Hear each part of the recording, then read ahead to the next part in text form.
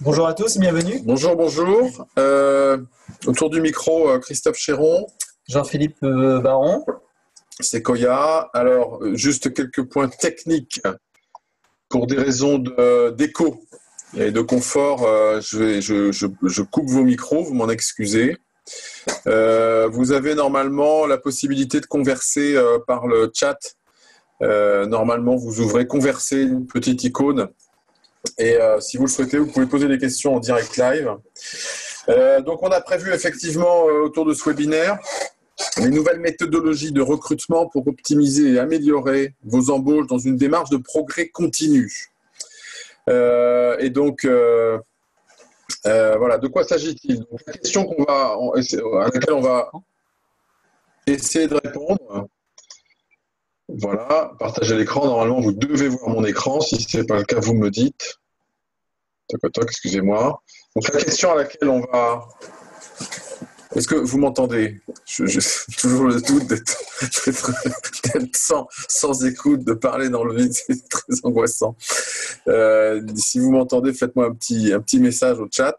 Ça marche? Super. Merci Alcides. Merci beaucoup. Donc, la question qu'on va se poser autour de ce webinaire, c'est comment, quand on est dans une situation de recrutement pour une organisation, comment pouvoir identifier à la fois la personne qui ne fera pas l'affaire, qui ne sera pas dans le bon comportement, qui ne sera pas dans les bons niveaux de compétences, qui ne sera pas, en d'autres termes, dans une performance durable, et inversement, être capable d'identifier l'inverse, c'est la personne qui est dans la performance durable.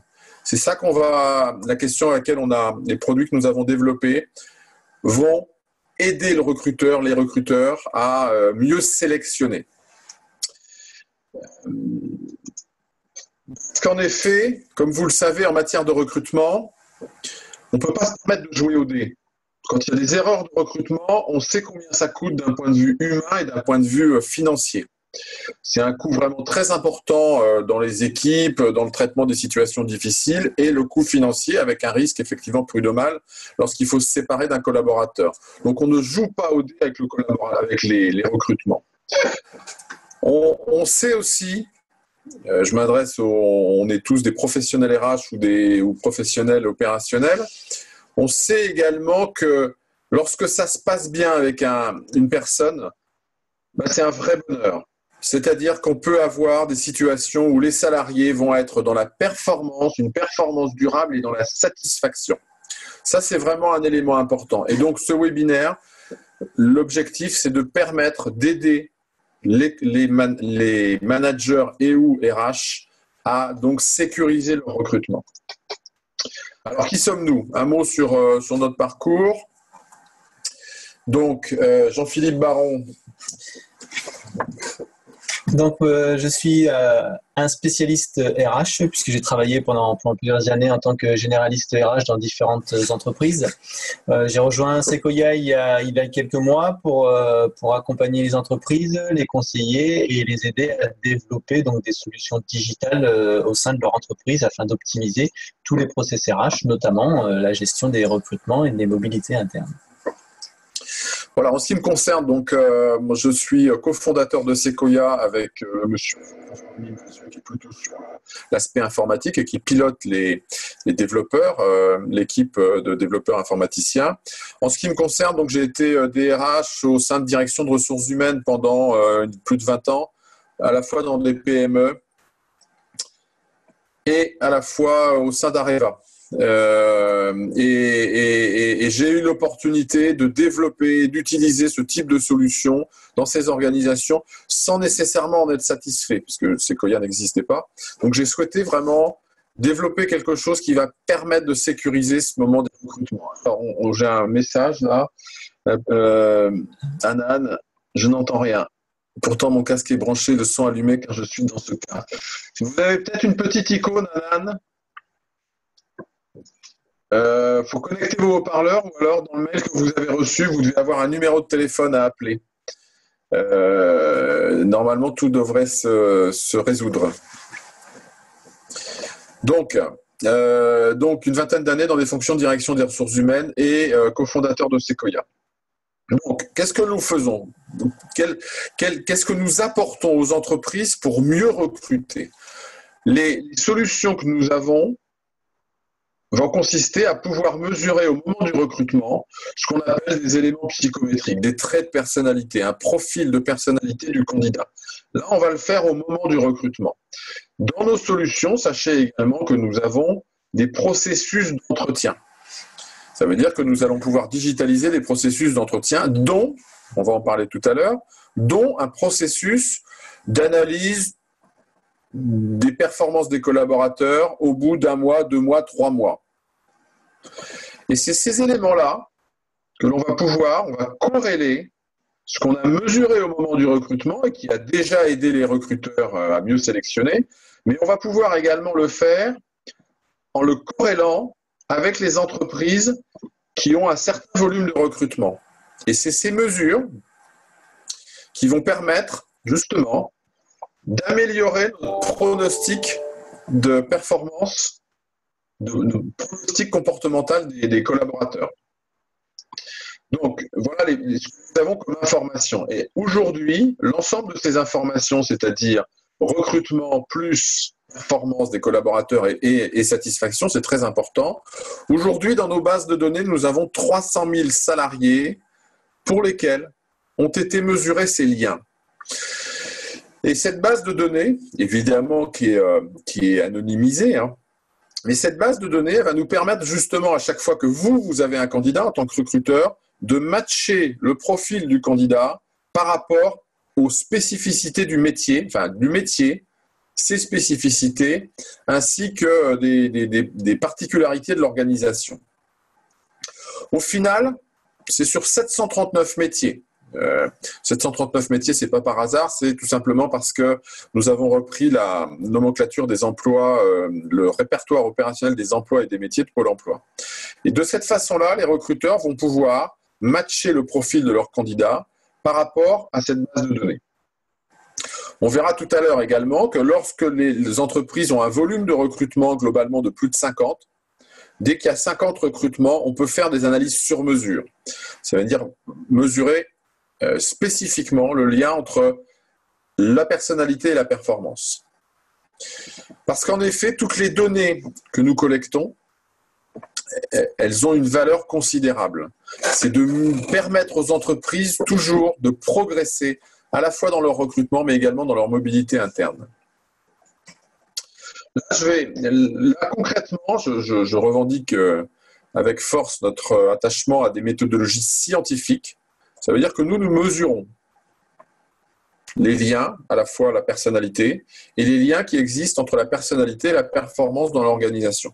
Là, je vous projette une analyse qu'on appelle une analyse factorielle des correspondances, c'est-à-dire c'est un système qui permet de mesurer de manière multivariée les relations qui existent entre la performance et tous les traits de personnalité. Ça, c'est dans une entreprise qui recrute, une entreprise de 2700 collaborateurs, qui recrute à peu près 5 à 600 personnes par an. Et là, déjà, vous voyez qu'on explique la personnalité par les soft skills, 30% de la performance. En gros, le chiffre, c'est 28,84. Ça veut dire que la variation de la performance des échantillons mesurés s'explique à 28%, 30%, par la compétence, par les soft skills, les traits de personnalité. Donc, ce n'est pas neutre du tout. La capacité d'une entreprise et d'un RH à sélectionner les bons profils de personnalité. Ensuite, une fois qu'on a, je le disais à l'instant, une fois qu'on a fait tout ce travail, on va pouvoir mesurer le lien entre la personnalité des candidats et le métier de base. Par exemple, un technicien de maintenance, un manager, un commercial, très important, un commercial. On travaille pour le leader de l'immobilier et on travaille sur les populations de commerciaux, enfin de gens qui gèrent les transactions immobilières. Ça va jouer aussi de manière très importante sur les fonctions commerciales. Mais on ne va pas se limiter, à la différence de mes confrères, on ne va pas se limiter au métier. Il faut aller beaucoup plus loin que le métier. Parce que dans chaque métier, il va y avoir des spécificités. Je prends l'exemple du technicien de maintenance. Vous pouvez avoir un technicien de maintenance qui, par exemple, travaille chez Darty, et ce technicien de maintenance, lui, il va réparer des chaudières chez le client. Mais à côté du métier de base, lui, il va être tout seul toute la journée. Donc, d'un point de vue psychologique, c'est pas neutre du tout. Il va être en relation avec le client. C'est pas neutre non plus. Concrètement, c'est quasiment le seul qui voit le client de toute l'entreprise. Éventuellement, il propose des nouveaux produits. Il a des activités commerciales, il facture le client et éventuellement, il propose d'autres produits, renouvellement du contrat, etc. Donc, ces spécificités-là vont solliciter des dimensions psychologiques qui vont pas être nécessaires pour le même métier, technicien de maintenance, mais cette fois-ci dans un site industriel. Parce que dans un site industriel, lui, il ne verra jamais le client. En revanche, il va beaucoup travailler en équipe. Et donc, ça ne va pas être les mêmes, traits de personnalité qui vont être sollicités pour réussir. Certains profils peuvent réussir comme ils peuvent échouer dans le métier parce qu'ils ne vont pas supporter la solitude, parce que la relation client va être très compliquée pour eux, avec le même profil de base, avec la même formation de base. En revanche, ils vont peut-être très bien réussir dans l'autre métier. Donc ça va être important pour un recruteur. On va voir de quelle façon on va analyser le poste pour pouvoir identifier des traits et des spécificités du poste et de savoir si les candidats vont être en adéquation avec ces postes. Donc ça, c'est souvent la première spécificité, les particularités du poste. Il y a d'autres éléments qui vont jouer et que l'on retrouve dans nos bases de données. Ça va être des données liées à l'organisation, à la structure, à la culture, à l'histoire de l'entreprise. Toute entreprise, comme vous le savez, a une culture, a une histoire. La personnalité du chef d'entreprise va jouer énormément parce qu'on sait que ça descend les étages, le comportement du chef d'entreprise. Donc ça, les variables organisationnelles propres à l'organisation vont jouer aussi. Dans ces variables organisationnelles, nous, c'est ce qu'on constate, le stress va jouer un rôle important. Comment on y répond? C'est qu'on va évaluer, quand je dis on va évaluer, c'est le recruteur qui va répondre à une question: à quel niveau estimez-vous le stress dans l'organisation? Et de manière très simple, on va mesurer de manière scientifique la vulnérabilité au stress des candidats. Donc vous l'aurez compris, si vous êtes dans un environnement stressant avec des candidats vulnérables au stress, attention, danger. Donc c'est ça qu'on va dire aux recruteurs. On va intégrer ces variables organisationnelles. On va intégrer aussi des variables comme l'ambition. Parce qu'on s'aperçoit par l'analyse de nos données que les gens qui sont très ambitieux, c'est une vraie qualité. Néanmoins, quand ils sont dans des organisations où ils ne peuvent pas évoluer pour différentes raisons, eh bien, ça se passe mal. Soit ça se passe mal au sens, ils s'en vont assez rapidement, donc c'est un turnover qui se développe, soit globalement, les performances diminuent dans le temps. Donc l'ambition, c'est très bien, recruter des gens ambitieux, mais posez-vous la question de leur évolution au sein de l'organisation. Et notre système va donc vous permettre de mesurer cette ambition-là en fonction du contexte. Et au final, vous allez pouvoir avoir une solution, je dirais, sur mesure. Ça veut dire que en paramétrant le poste, on va voir comment on analyse le poste en recrutement. En analysant le poste, on va pouvoir interroger nos bases de données qui, je le disais tout à l'heure, possèdent 300 000 salariés pour lesquels ont été mesurés ces liens. Et ce test sur mesure va vous dire si le salarié va matcher par rapport au poste. Il va vous aider. Il ne va jamais remplacer votre travail en entretien. Mais il va vous aider à mieux préparer votre entretien et travailler les points qui pourraient être des points de contre-performance pour les candidats. Et au final, vous allez avoir, alors c'est un peu provocateur, cloner la performance, mais au final, ça va vous aider à mieux sélectionner, les candidats qui sont dans cette performance durable. Et de cette façon-là, je le disais à l'instant, en prenant donc la première étape va consister à utiliser les données qui sont dans nos bases et éventuellement, pour les entreprises qui ont des volumes de recrutement importants, il faut quand même un minimum de 50 recrutements. Au bout de 50 recrutements, quelle que soit la périodicité, enfin la durée de ces recrutements, au bout d'une cinquantaine de recrutements, on peut éventuellement faire une analyse sur mesure et on reprend les données de personnalité des candidats que l'on va matcher avec les données de performance, en particulier en faisant passer un questionnaire d'intégration ou un questionnaire de type fin de période d'essai, et de manière automatisée, sans qu'il y ait d'échange de données, de manière sans prendre du temps, juste en cliquant sur quelques boutons, on va analyser les corrélations et vous permettre de paramétrer les zones de performance sur mesure. De cette façon-là, lorsqu'on le fait, alors pour un certain nombre d'entreprises, on va le faire tous les ans, à périodicité variable, ça dépend du volume de recrutement. Et ça va permettre à l'entreprise d'être continuellement dans un progrès continu parce qu'on va recaler la zone de performance des candidats. Ici, vous avez, on va le matérialiser comme ça, on le verra tout à l'heure, une zone de performance idéale et on va permettre, en refaisant ces analyses, de recaler cette zone de performance idéale dans l'organisation. Alors, un mot également, parce qu'on nous dit souvent, un mot également sur... Parfois, les entreprises qui sont dans des situations où ils recrutent des compétences rares, je pense à l'informatique, mais ce n'est pas les seuls, alors, ils nous disent, nous, on ne sélectionne pas. Moi, j'ai tendance à leur dire je leur dis d'une manière claire, que s'ils ne connaissent pas bien leurs candidats, ils ne peuvent pas maîtriser le turnover, ils ne peuvent pas maîtriser la performance, parce que les candidats, même si c'est des compétences rares, quand ils repartent au bout de 3 semaines que démissionnent parce qu'ils ont une autre proposition ailleurs, ils n'ont pas été convaincus, tout le monde est perdant.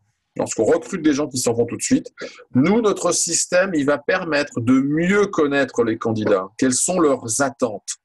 Et je vous le dis très clairement, je vois dans des sites internet ou même dans des entreprises des baby-foot ou des beaux sofas dans des SS2I qui sont censés donner envie à des gens de venir travailler.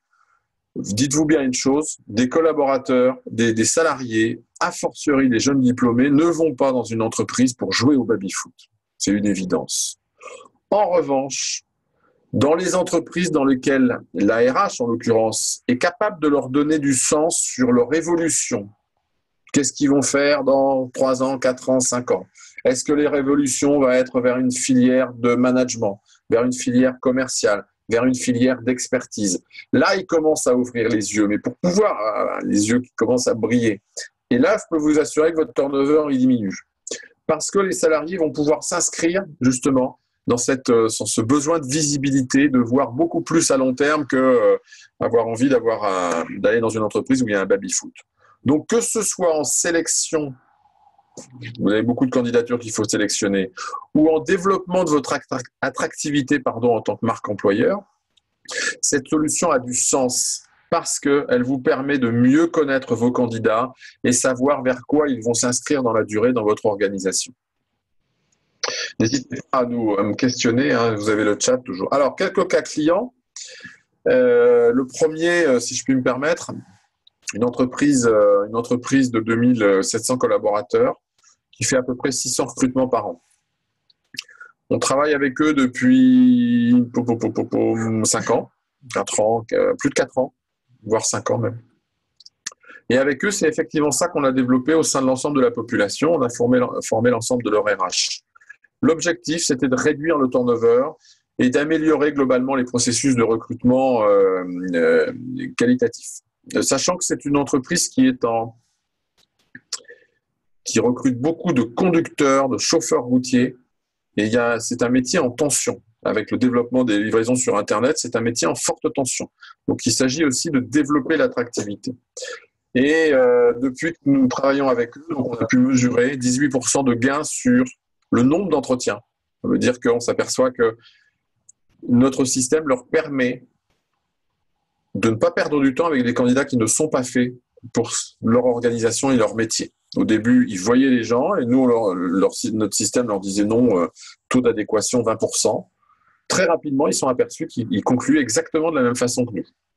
Donc, gain en termes de nombre d'entretiens réalisés et également moins de turnover subi.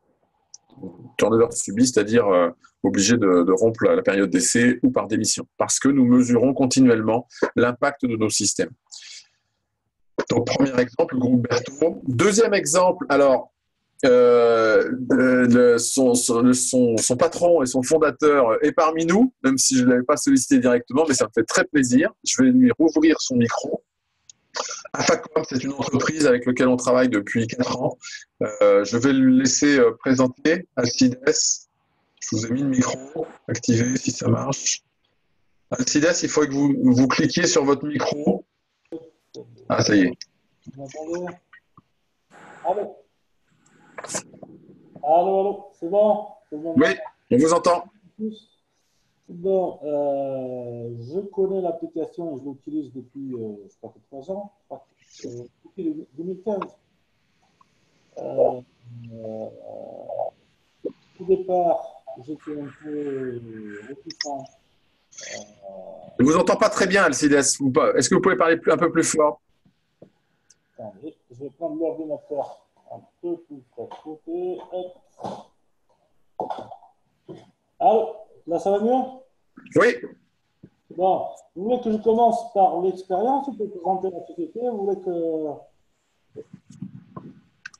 Comme vous voulez. Bon. Puisque tout à l'heure, j'avais commencé de parler de depuis combien de temps je connais j'utilise Sequoia, mais je ne sais pas si c'est passé ou pas, si c'est entendu ou pas. Ah oui, pardon, oui, si vous pouvez, pardon, oui, vous pouvez répéter. Bon. J'ai commencé à utiliser Sequoia depuis 2015. Nous avions un énorme turnover. Il fallait trouver une solution pour arrêter ce turnover puisque le recrutement se faisait très rapidement. On ne réfléchissait pas trop. On n'avait pas un outil pour mesurer le profil du candidat avec le profil du poste.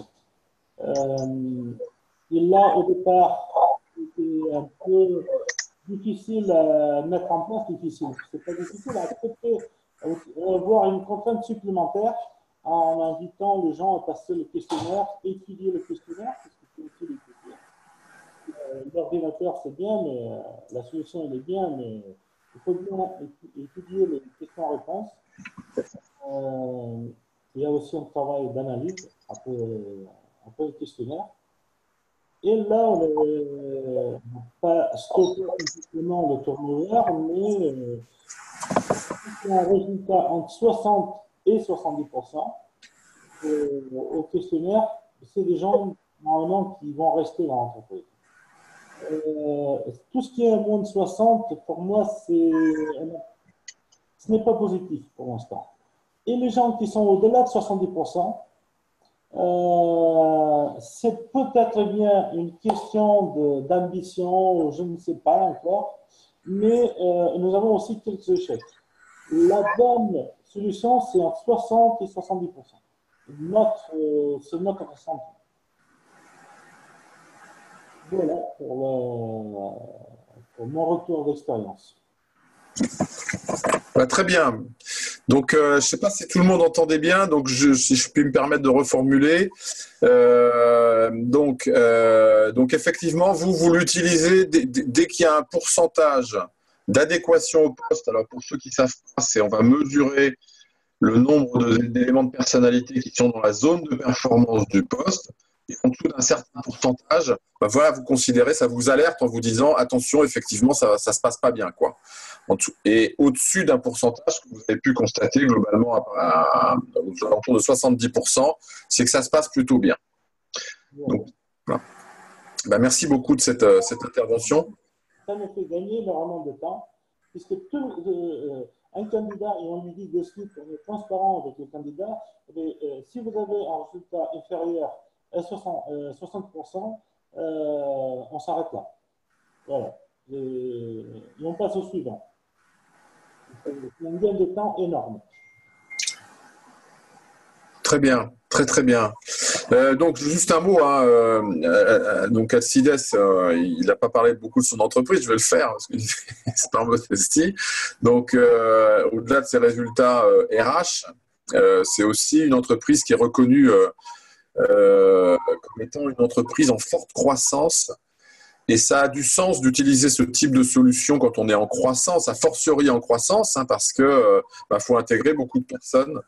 Quand on a commencé à travailler ensemble, la Facom représentait une quarantaine de salariés.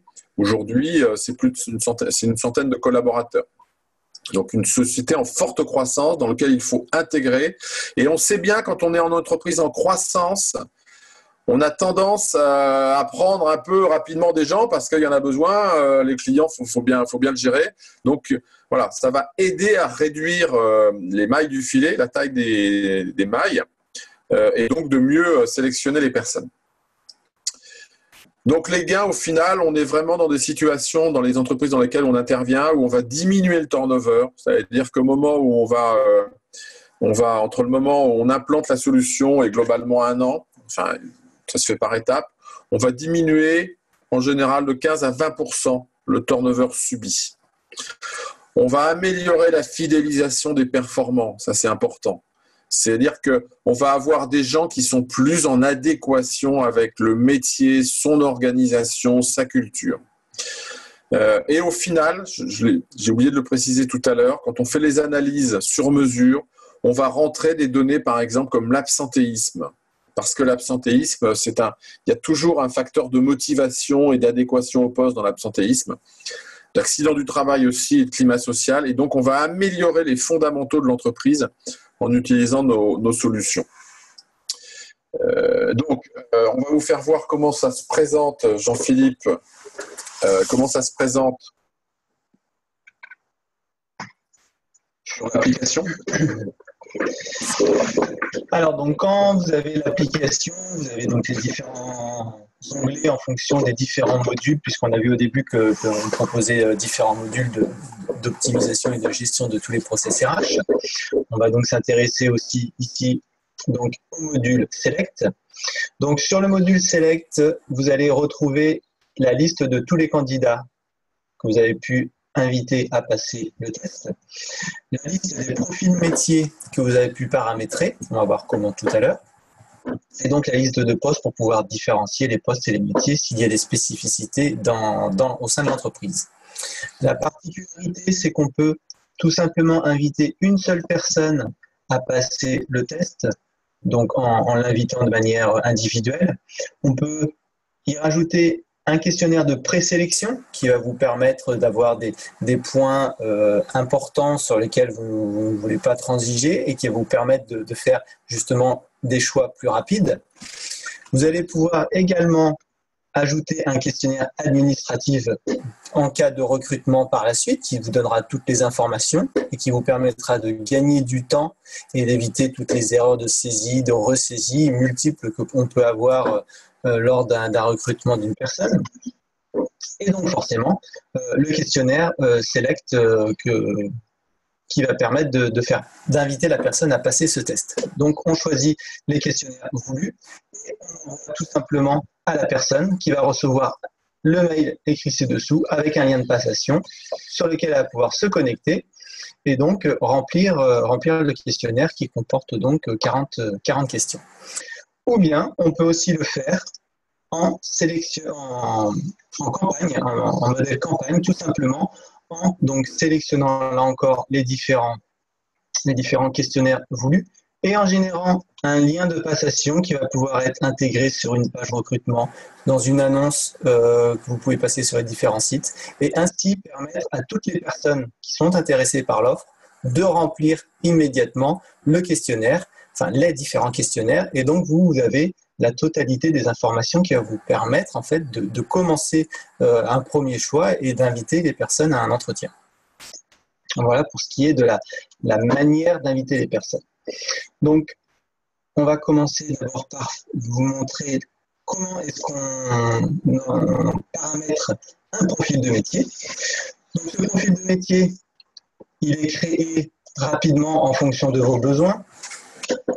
Donc là, on va créer un profil métier fictif, voilà, qui vous explique donc les différentes étapes. On va pouvoir sélectionner donc un premier métier on va partir dans un métier manuel de boucherie sur lequel on va pouvoir ajouter une deuxième activité, comme on a pu le voir tout à l'heure, avec par exemple le technicien de maintenance qui peut être amené à avoir, on va dire, une dominance, enfin pas une dominance, une activité qui va être plus commerciale, puisqu'il va être donc en relation avec, comment ça s'appelle, avec la clientèle. Hop là, on va mettre là. Conseil auprès des particuliers. Et là, on va pouvoir sélectionner pour affiner le pourcentage d'action de chaque activité souhaitée. Donc ça va vraiment permettre de prendre en compte deux activités pour les mixer ensemble en fonction de leur importance et pouvoir commencer donc à créer cette zone de compétences. Et ensuite, tout simplement, différentes questions qui vont vous permettre d'analyser et d'affiner donc ce profil de poste. S'il y a besoin donc de formation, là encore c'est intéressant à savoir en fonction des différents postes.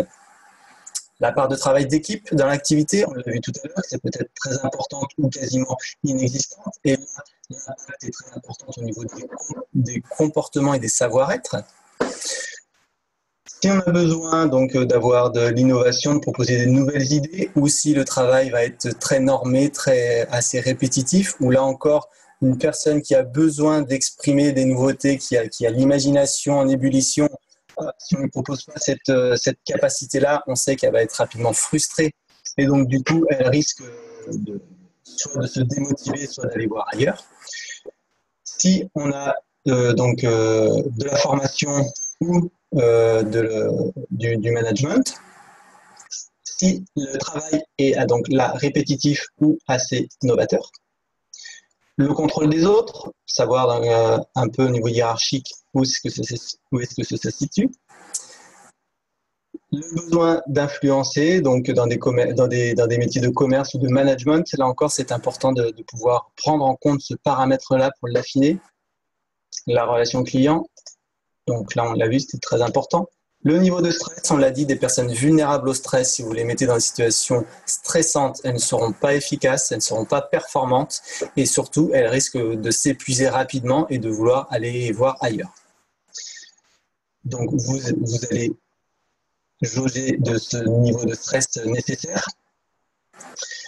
Les différentes possibilités d'évolution, comme on l'a vu tout à l'heure, les personnes ambitieuses, il faut leur apporter des possibilités, leur donner des perspectives d'évolution.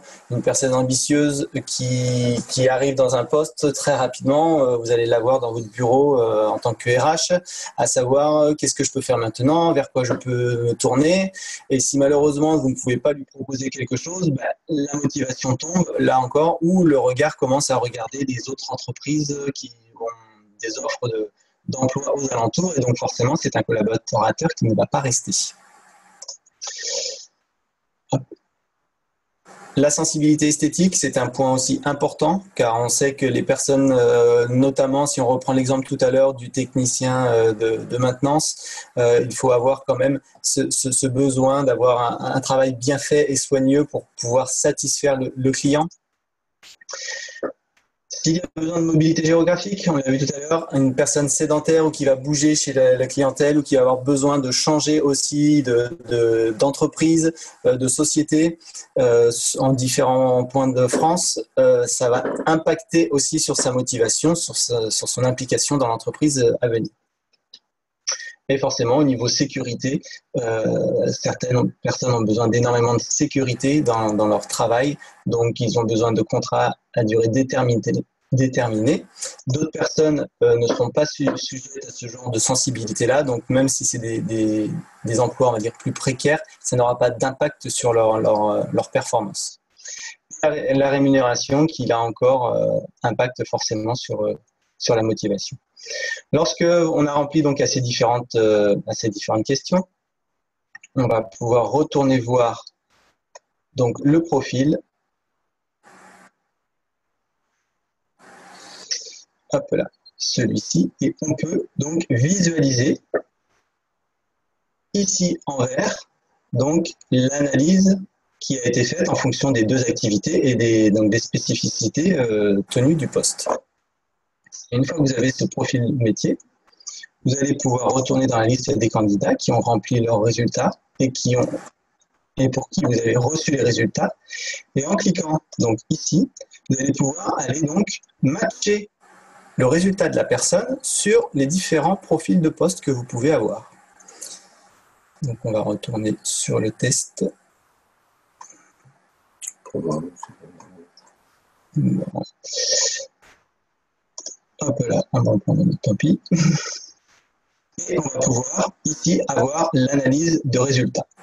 Donc on retrouve les différentes zones qui ont été analysées, la zone de talent, là où la personne a des comportements naturels et des compétences naturelles, la zone de confort, où la personne est à l'aise dans ces zones-là, la zone de contrainte, où là ça va demander un effort ou un apprentissage pour fonctionner dans ces zones-là, et les zones de frustration qui forcément sont compliquées à aller.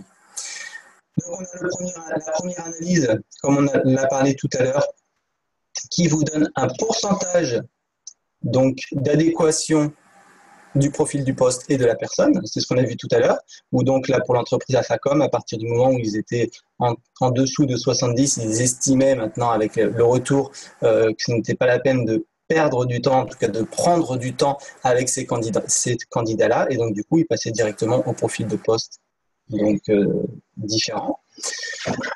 Un indice de sincérité qui représente la désirabilité sociale et pour lequel on peut donc valider la vérité des réponses. Juste un mot sur l'indice de sincérité. Comment on fait? C'est très simple. Nos solutions sont utilisées dans différents contextes. Dans des contextes de recrutement, et hors de contexte de recrutement, c'est-à-dire dans des situations d'orientation professionnelle, voire scolaire. Et c'est en comparant les résultats entre des réponses des candidats en situation de recrutement par rapport aux candidats qui ne sont pas en situation de recrutement qu'on s'aperçoit tout simplement que, et c'est là qu'on le voit aussi, on s'aperçoit tout simplement que, ça c'est le profil moyen des candidats en situation de recrutement, il y a certaines dimensions qui montent beaucoup plus quand il y a un enjeu. Et là, ce qui nous permet de dire, attention, les gens qui disent avoir des hauts niveaux en garde son calme, est optimiste, est ambitieux, etc., ont tendance, on suppose qu'ils ne sont pas tout à fait dans la sincérité. Non, ça peut se surévaluer. Voilà. Pour avoir le poste. L'importance du recruteur. L'entretien, on ne remplace pas l'entretien, sauf les cas, les profils qui sont vraiment très très loin. Là, c'est pas la peine de voir les gens, mais après, ça va permettre aux recruteurs d'équiper, d'aller tout de suite sur les points sur lesquels qui vont être des éléments importants en analysant justement le profil. Non, pas de souci. donc voilà, donc vous pouvez avoir donc la moyenne de la population qui a été mesurée en rouge, ce qui vous donne un profil de référence. Et donc du coup, sur les valeurs brutes, en vert ici, vous avez donc qui clignote la zone donc mesurée pour le profil de poste. Et donc en bleu, la mesure du test de la personne. Et donc on voit très simplement les points qui sont en adéquation et ceux qui ont vraiment un gap négatif, comme ici ou comme là. C'est ça, juste sur ce profil, je suis très bavard, mais sur ce profil, par exemple, là, les questions qu'un recruteur doit être amené à se poser, c'est a du leadership. Il y en a très peu sur cette personne-là. Il y a des points favorables. Hein. Et chaleureux, c'est très élevé. Et serein, c'est très élevé. Sans doute quelqu'un qui va bien rentrer dans les équipes, aide les autres. Je n'en dirai pas plus sur cette candidate, mais c'est sur un poste d'administration, dans une entreprise d'immobilier. Donc là la capacité à intégrer les équipes, à ce que ça se passe bien, qu'elle aide les autres, vous voyez, elle a un certain nombre de dimensions relationnelles qui sont très élevées. Donc ça, c'est plutôt favorable dans ce type de poste. En revanche, il y a des choses qui sont inquiétantes. Le leadership, c'est pas seulement le management, le leadership. On a tous besoin de manager des choses, même si on n'est pas chef. Le leadership, par exemple, ça peut être le management d'un client pour pas se faire embarquer. Donc, client qui va être très bavard, par exemple, donc il faut un minimum. Donc là, il y a un point qui descend, puis il y a un autre point qui descend très bas, c'est le sens du devoir. On regarde qu'est-ce qui se passe? Les gens, vous voyez, en moyenne, les gens sont plutôt à ce niveau-là. Elle descend très, très, très, très, très bas. Ça veut dire qu'à chaque fois qu'on l'a sollicité sur le sens du devoir, elle a dit ah non, non, moi. Qu'est-ce que c'est le sens du devoir? C'est potentiellement des problématiques d'autorité, de relation à l'autorité, quelle que soit la forme de l'autorité. Devoir, c'est ce que je dois faire. Donc là, voilà, c'est des questions qu'on va travailler en entretien ensuite pour l'enrichir. Parce que cette personne, elle a un taux d'adéquation qui est plutôt élevé, 60% au global, ce qui est bien, c'est bien.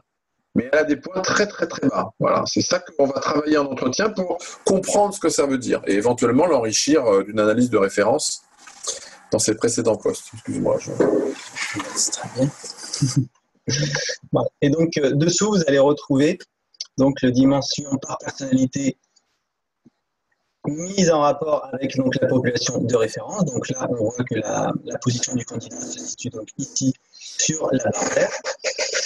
Ici, ce sont les réponses donc, des autres candidats donc, de la population référente.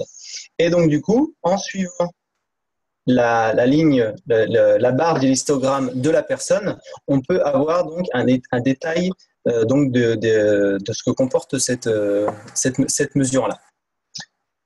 Et donc, comme ça, on peut voir, il y en a peut-être qui les acceptent. Ouais, dans le sens du devoir.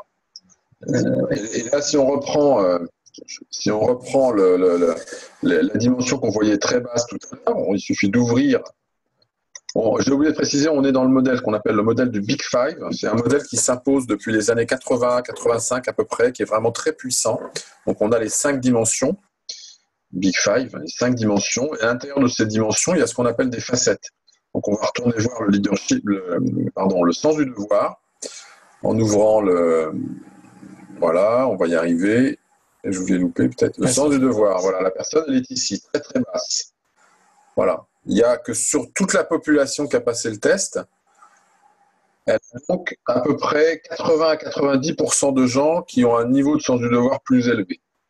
Voilà, ici, faire preuve de laxisme quant au respect des principes et des obligations risque d'être perçu comme peu fiable. Voilà. C'est par exemple en entretien, je vais tout de suite, c'est un point, quelqu'un qui est peu fiable en organisation, c'est compliqué. Hein, les problèmes d'horaire, les problèmes de je ne rends jamais les documents au moment où on me les demande. Donc là, moi, je vais travailler ça en entretien. Qu'est-ce qu'elle a voulu nous dire? Parce qu'à chaque fois qu'elle a été sollicitée sur la question de la fiabilité et du devoir, elle a dit non, c'est pas moi, je ne suis pas comme ça. Bon, elle est sincère, a priori, mais sur cette dimension-là. Mais ça va énormément questionner, parce que c'est vraiment, même si globalement son adéquation est bonne, je vais travailler dessus. Je vais dire, bon, vous pouvez me parler de vos expériences, dans quel poste, etc.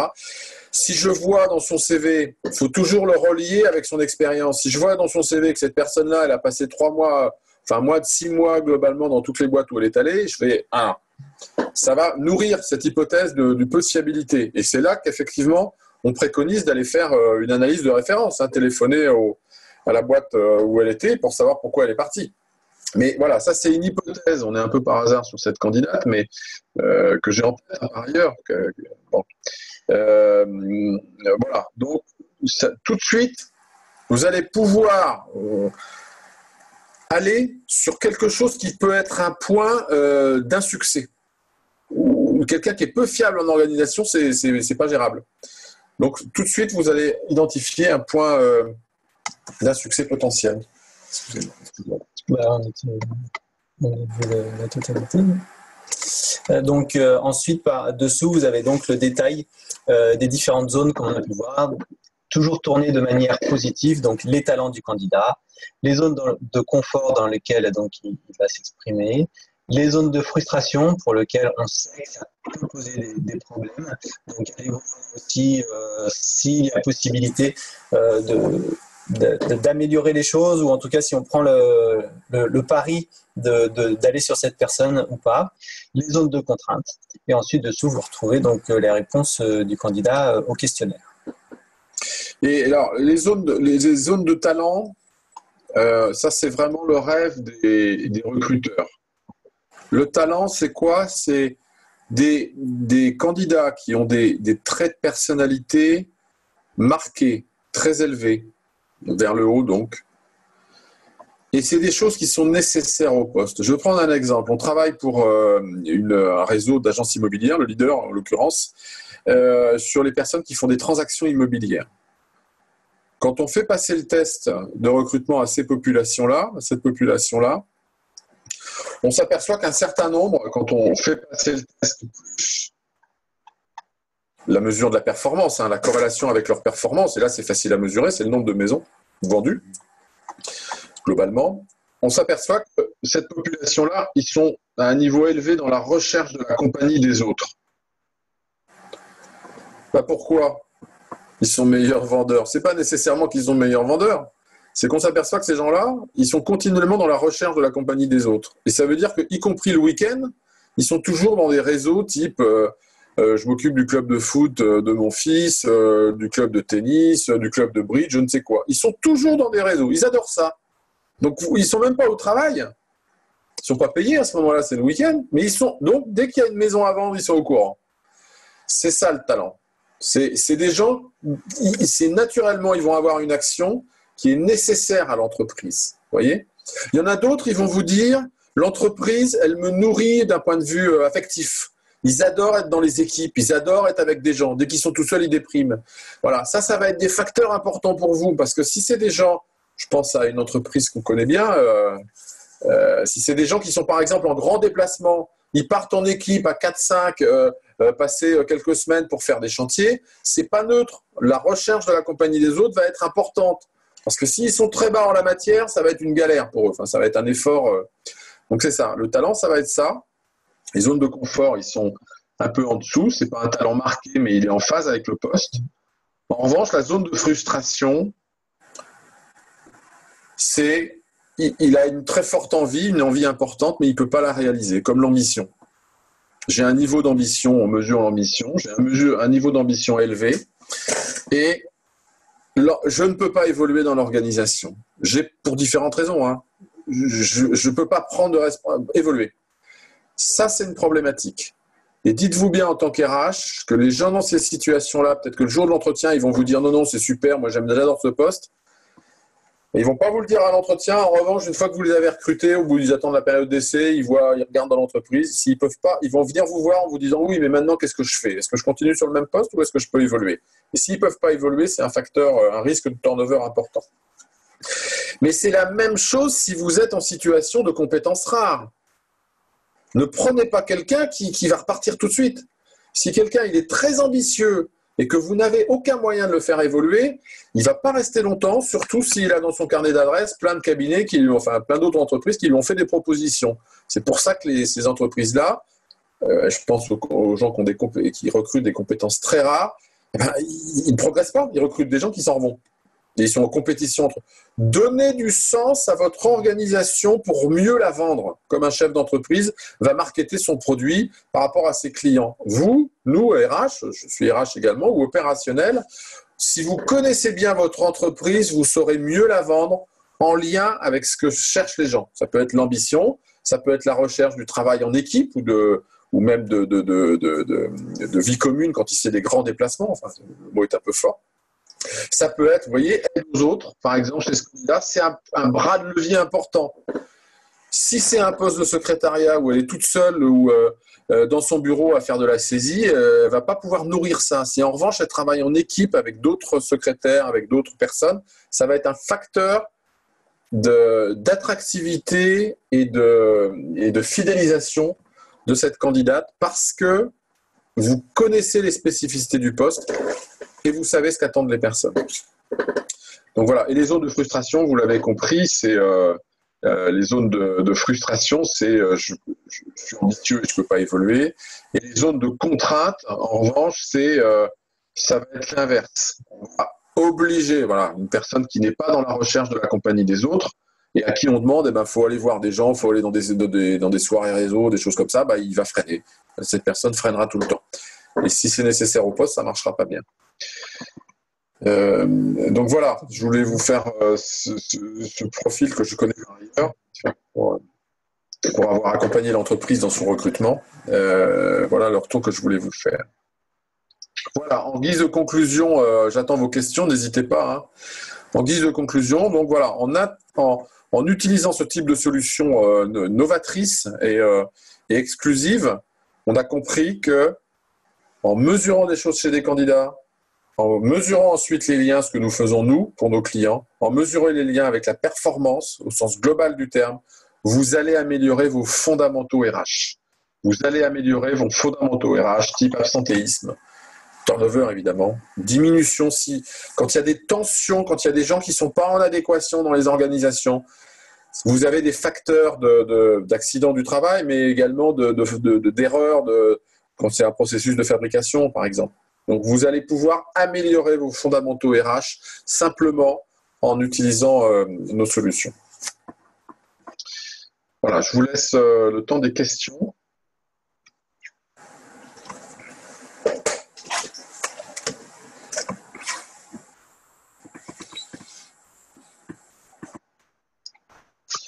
N'hésitez pas, vous avez un chat. Je reprends des questions qui m'ont été posées par ailleurs. Alors, parfois, les gens nous disent, mais quand je disais tout à l'heure, on clone la performance, c'est un peu provocateur, c'est vrai. Mais certains, les gens m'ont dit, mais oui, mais on va tous être pareil dans l'entreprise. Non, non. Quand je dis cloner la performance, si par exemple on mesure l'innovation, la capacité d'innovation, la capacité d'imagination, des aspects de créativité et d'innovation. Nous ne mesurons pas ce que les gens ont, l'innovation des gens. On ne mesure pas ce qu'ils vont créer, ce qu'ils vont innover. On ne fait que mesurer leur appétence, leur motivation, leur envie. Si vous êtes dans une organisation où vous sollicitez, ou un métier, où vous sollicitez sur l'innovation, la créativité, nous, on ne sait pas ce que les gens vont inventer.